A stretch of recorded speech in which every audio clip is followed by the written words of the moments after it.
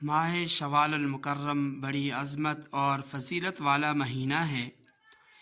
اس کی فضیلت کی ایک وجہ تو یہ ہے کہ اس مبارک مہینے میں اللہ تعالیٰ نے عید الفطر، صدقہ فطر اور نماز فطر جیسے مبارک اعمال رکھے ہیں۔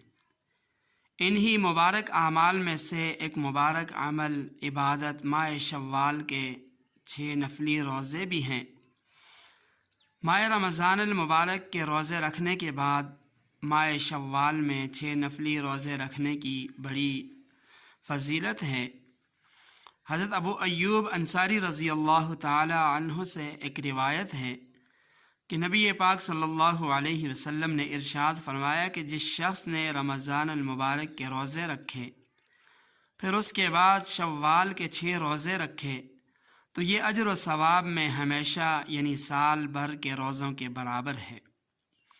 اس لیے اس فضیلت کو ضرور حاصل کرنا چاہیے۔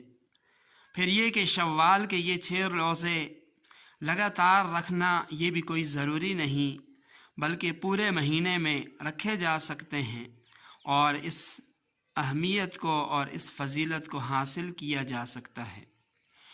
یہاں یہ بات ذہن میں رہے کہ شوال کے ان 6 نفلی روزوں میں آپ قضا روزوں کی نیت نہیں کر سکتے بلکہ قضا روزے الگ سے رکھنا یہ ضروری ہے۔